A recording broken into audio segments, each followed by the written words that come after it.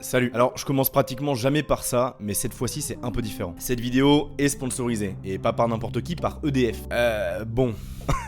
Mais qu'on soit clair, et pour être totalement transparent, même sans eux, elle aurait fini par voir le jour sur cette chaîne tôt ou tard. Et comme tous ceux parmi vous qui me suivent de plus près sur Twitch, Instagram ou Twitter le savent déjà très bien, tout ce que je vais vous expliquer sont déjà mes convictions profondes depuis des années. À vrai dire, depuis 2017 pour être précis, l'année où j'ai commencé à m'intéresser à ce qu'il y avait à l'autre bout de ma prise électrique, de l'énergie nucléaire. Puis en plus, durant la dernière campagne présidentielle, le nucléaire est revenu en force sur la table des débats. Certains disant que c'est une source d'énergie écologique, d'autres que non et qu'en plus c'est ultra dangereux, avec en tête la catastrophe nucléaire de Tchernobyl en Ukraine en 1986, ou plus récemment celle de Fukushima en 2011. Beaucoup parlent aussi des déchets, des conséquences du réchauffement climatique sur le fonctionnement des centrales, et au final, ça ressemble quand même beaucoup plus souvent à des débats de cœur que des débats de fond. Et en même temps, c'est normal, on parle d'un sujet ultra complexe, aussi bien techniquement que financièrement, et que donc bien souvent les seuls vrais experts, ceux qui ont assez de temps pour maîtriser le sujet sous toutes ses facettes, sont ceux qui ont décidé d'en faire leur profession. Enfin, et pour terminer cette introduction, mon but n'est pas de convaincre qui que ce soit. Non mais vraiment en plus, mais plutôt de vous donner le plus de cartes en main sur le sujet. Et si vous êtes en désaccord, il n'y a aucun souci avec ça, l'espace commentaire est là pour ça après la vidéo, tant que c'est fait dans le respect. Et EDF n'a, à quelques termes de vocabulaire technique près, rien modifié de ce script. Bon, en piste l'artiste. Le nucléaire en France, c'est un énorme sujet. À ce niveau, c'est presque aussi typique que la baguette et le béret, le bordel. Mais c'est parce qu'il faut bien réaliser qu'on est un peu en ovni à l'échelle du monde. Sur la planète, le nucléaire, c'est à peine 15% de la production électrique globale. Alors que pour nous, en France, c'est pas loin des 70%. T'allumes ta PS5 ou n'importe quoi, t'as 3 chances sur 4 que ça fonctionne grâce à une centrale nucléaire. Et alors, si on parle pas que de l'électricité, mais de la production énergétique tout court, parce que l'électricité, c'est qu'une forme d'énergie, c'est encore plus ridicule. Là, le nucléaire ne représente plus que 3 à 5% du total, contre 80% dominés par les énergies fossiles, gaz, charbon, pétrole. Mais nous, l'Hexagone, on a fait un choix différent. Dans les années 70-80, on a décidé de beaucoup miser là-dessus. À l'époque, c'est tout nouveau, tout beau, et on va y aller en fond de cinquième, mon pote, bien plus que n'importe lequel de nos potes européens. Le lancement de 13 centrales nucléaires. Le dernier réacteur, que compte les 56 répartis sur le territoire, ouvrira ses portes en 1999. Et depuis, plus rien. Enfin, on reviendra là-dessus. 18 centrales qui génèrent l'électricité du pays. Et avant toute chose, pour pouvoir en parler, faudrait déjà que vous compreniez comment ça fonctionne une centrale en France en fait. Déjà, il y en a de plusieurs puissances, mais disons que la majorité d'entre eux sont capables de générer 900 MW. Pour donner un ordre d'idée, c'est de quoi alimenter 500 000 foyers français pendant un mois. Et justement, tant qu'à faire, j'ai pu aller en visiter une. Rentrer carrément dans un bâtiment réacteur. Un du site de Chinon pour être précis. Et c'est là-bas que la France avait d'ailleurs lancé son premier réacteur. Ça ressemblait à ça à l'époque le truc. Aujourd'hui, il est évidemment à l'arrêt, la centrale fonctionne avec 4 réacteurs modernes. Je vous passe les 3000 procédures de sécurité, se mettre à poil, passer dans des caissons énormes, se trimballer des dosimètres et des badges à la pelle. En tout cas, j'ai quand même terminé avec un vrai flow. Ok, une unité de production nucléaire, c'est 3 grosses parties. Le réacteur, la turbine et le refroidissement. Et pour mesurer où vous en êtes niveau connaissance, d'après vous, d'où sort l'électricité? Si vous avez répondu le réacteur, vous êtes éliminé dès le premier tour.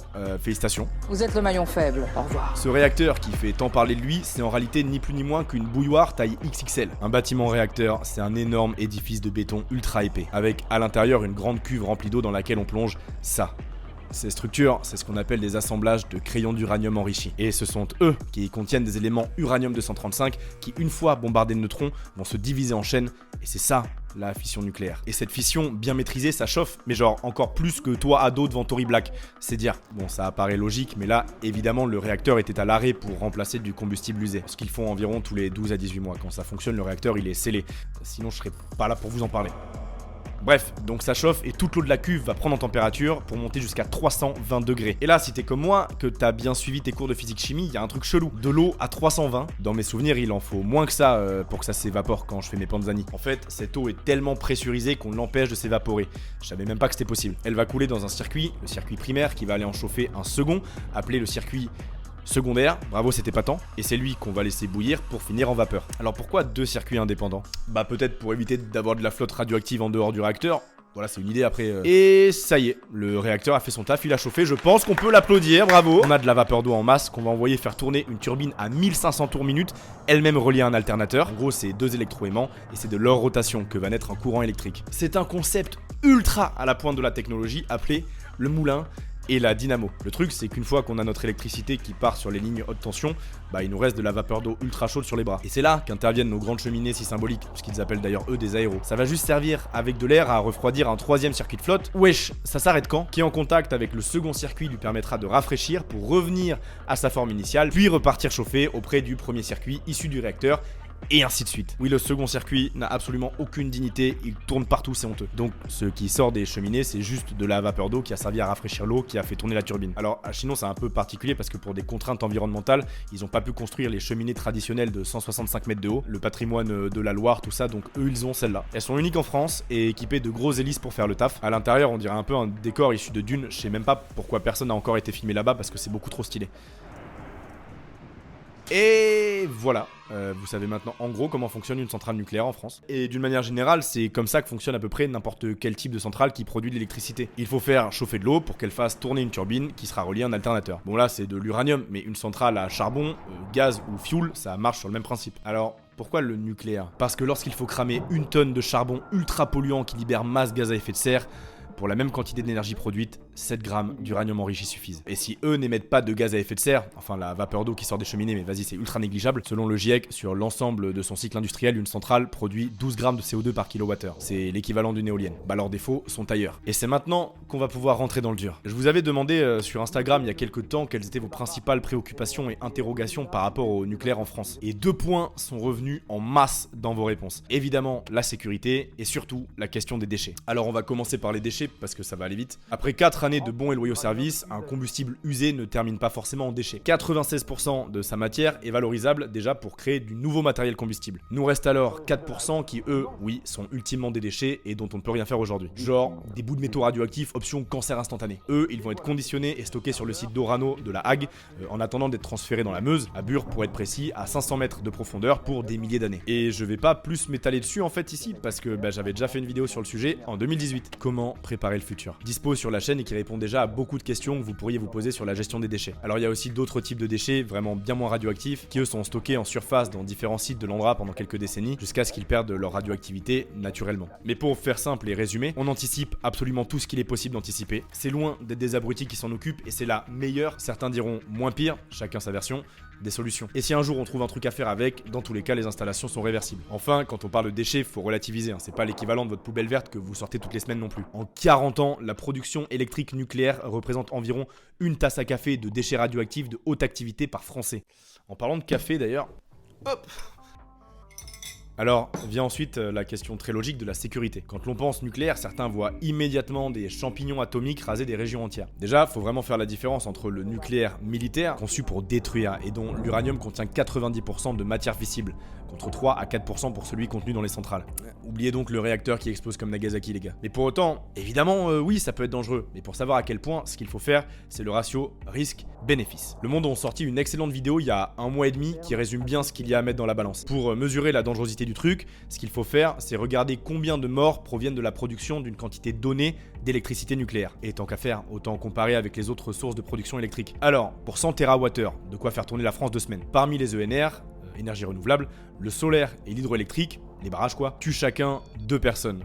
C'est des accidents de travail, tout comme l'éolien qui elle en tue 4. Ah bah une chute de 130 mètres d'eau, oui ça pardonne rarement. C'est évidemment très loin du gaz 282 et encore plus du pétrole 1843, du charbon 2462 et du lignite, un charbon de merde 3272. Eux, en plus des accidents, la pollution atmosphérique, les particules fines, tout ça, ça s'ajoute et c'est un véritable massacre. On estime que 3,6 millions de personnes en meurent chaque année. Et alors du coup, le nucléaire, en prenant en compte l'extraction de l'uranium et en y ajoutant les bilans de Tchernobyl et Fukushima, on obtient 7, dont pour Fukushima une majorité des décès provenaient de l'évacuation de la zone. Mais pour aller même plus loin, certains vont carrément jusqu'à dire que le nucléaire sauverait des vies, je vous jure. En gros, l'idée c'est de se dire que si on avait dû utiliser des énergies fossiles pour la même production, la pollution aurait tué bien plus de personnes que ce que le nucléaire n'a eu comme impact. Ainsi, entre 1976 et 2009, il est estimé que 2 millions de personnes ne sont pas mortes d'une pollution évitée par les centrales nucléaires. En gros, comme le dit bien l'ingénieur Jean-Marc Jancovici, les risques induits par le nucléaire sont inférieurs à ceux qu'il permet d'éviter. Mais bon, je sais que,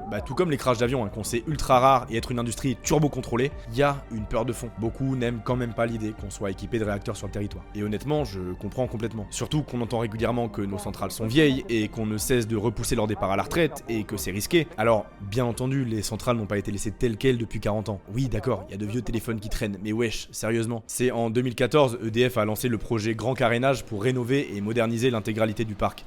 Et ça veut aussi dire renforcer la sécurité. Si une catastrophe devait avoir lieu aujourd'hui, on a beaucoup plus de plans de sécurité qu'en 2011 avec Fukushima. Tiens, ça par exemple, c'est un générateur de secours supplémentaire placé en hauteur qui tourne au diesel en cas de coupure des autres alimentations électriques de secours de la centrale. Bref, elles évoluent aussi quoi. En parlant de ça, le grand carénage s'accompagne aussi du grand chaud pour adapter les centrales actuelles aux sécheresses et aux canicules qui vont se multiplier dans les prochaines années. Et depuis 2000, la réduction du débit des cours d'eau et la hausse de la température des fleuves ont représenté en moyenne une variation d'un peu moins de 0,3% de la production électrique annuelle du parc nucléaire. Enfin, elles font l'objet de plus de 450 contrôles inopinés par des autorités de sûreté chaque année pour vérifier que tout se passe comme prévu. Puis tous les 10 ans, pendant environ 150 jours, a lieu la visite décennale où tout est absolument passé au crime. Voilà, alors par contre il y a un truc qui est vrai, c'est que le besoin d'ingénieurs est super fort dans le milieu. Parce que ces dernières années, le nucléaire a eu mauvaise presse, et du coup ça a été plus compliqué de recruter, mais bon, ça se règle. Mais à la fin, oui, je pourrais jamais vous dire que le risque est zéro. Comme pour tout, ça n'existe pas. Alors si malgré ça, ça reste trop stressant pour vous de se fier à des trucs vieux de 40 ans, on planche actuellement en Normandie sur quelque chose dont vous avez sûrement déjà entendu parler, les EPR, une nouvelle génération de réacteurs plus puissants et plus performants que les actuels. Ils pourront monter jusqu'à 1650 MW. Le truc, c'est que si vous tapez leur nom sur Google, il y a de fortes chances que vous lisiez que ça coûte une fortune, bien plus que leur budget initial, et qu'ils ont 10 ans de retard. Alors, c'est pas faux.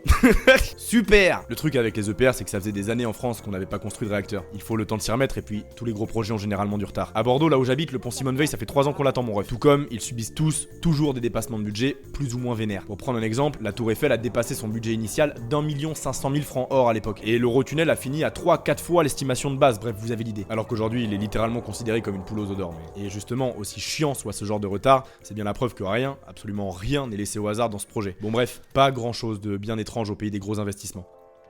Et puis en fait, quand bien même, pour le moment, on poursuit dans le nucléaire, même si c'est visiblement plus cher que prévu, qu'on dépasse les budgets et qu'on a du retard, ça reste malgré tout bien moins cher que de mettre l'équivalent en place en énergie renouvelable et de garantir que ça ne soit pas de l'énergie dépendante des conditions environnementales. Bon, bien entendu, le coût des ENR vont baisser et cette affirmation va tendre à être de moins en moins vraie. Pour autant, c'est pas encore le cas aujourd'hui, il reste toujours l'énergie grise en plus. Le renouvelable, c'est pas un miracle, ça pousse pas dans les champs, ça demande à être fabriqué et ça a un coût en énergie lui aussi. Alors, et c'est bien la bonne chose à faire, on joue sur les deux tableaux. D'ici à 2035, le nucléaire ne devrait représenter plus que 50% de la production électrique française contre les 75% de ces dernières années au profit des panneaux solaires et des éoliennes. La solution est rarement radicale, tout ou rien. En fait, être enthousiaste quant au nucléaire, ça veut pas dire détester le renouvelable, bien au contraire. C'est plutôt être en faveur d'une transition douce, multiple et supportée par des infrastructures que nous avons déjà. C'est penser complémentarité. Par exemple, la production des centrales peut aussi être pilotée. Si le temps est ensoleillé et que le vent souffle, on peut ralentir les réacteurs pour économiser du combustible. Mais si ce n'est pas le cas, on a de quoi tenir bon sans souci. Et pour le moment, c'est une stratégie qui paye, aussi bien écologiquement qu'économiquement. La France est du G7 le pays le plus décarboné. On est même aujourd'hui le premier exportateur d'électricité européen. Les Européens, nos voisins d'ailleurs, qui payent en moyenne leur électricité 30% plus cher que chez nous. Pour le moment, il n'y a pas de moyen de produire de l'électricité qui ait un meilleur rapport environnement, constance, prix, puissance que la fission nucléaire. Une alternative se profile à l'horizon, cela dit toujours dans le nucléaire avec la fusion cette fois-ci et non plus la fission, ou comment on essaie de créer un anneau de plasma de 150 millions de degrés en lévitation pour produire notre électricité et qui se pourrait bien être notre salut. Qui s'est levé un matin avec cette idée? Mais dans l'immédiat, c'est pas une solution tant le projet ITER est loin d'être prêt. Alors on se contentera de la fission en attendant. Si ça vous intéresse, je vous recommande de suivre le travail de Jean Covici qui est, sportif sur le sujet dont je parlais plus tôt, ou sinon sur Twitter, Tristan Camin qui est ingénieur dans la sûreté nucléaire. Et comme je vous le disais, si vous n'êtes pas d'accord, que votre vision est différente, ça s'entend complètement, votre opinion se vaut, tant qu'elle est exprimée dans le respect. Vous pouvez y aller dans les commentaires, ils sont là pour ça. Parce que je sais qu'il y en a qui vont vouloir pousser le sujet des ENR, à quel point c'est une issue ou non. J'aurais pu davantage parler de leurs bénéfices, mais aussi de leurs défauts, mais c'était pas trop le sujet ici, on en parlera dans une autre vidéo. C'est un débat qui me fascine et qui me tient énormément à cœur, sérieusement, parce que on parle pas de décisions de surface et de poudre aux yeux. Là, les enjeux sont réellement énormes, parce que derrière toutes ces questions, il en va de notre avenir en commun, du choix de société que nous prenons, et in fine peut-être de la survie de l'humanité tout entière. Et puis, le débat encore plus profond est sous nos yeux, derrière le nucléaire ou l'éolien. À la fin, tout a un prix. Notre mode de vie, notre confort et notre consommation doivent être supportés, à moins qu'on ne change radicalement notre société. Il faut savoir ce que l'on veut. Si l'on se pose cette question de comment s'alimenter suffisamment en énergie, c'est qu'on ne se pose pas, ou que peu, celle de comment ralentir. Avec le prisme actuel, rien ne sera jamais une solution providentielle et sans défaut. De toute façon, tout en matière d'énergie sera toujours une question d'équilibre et de ratio.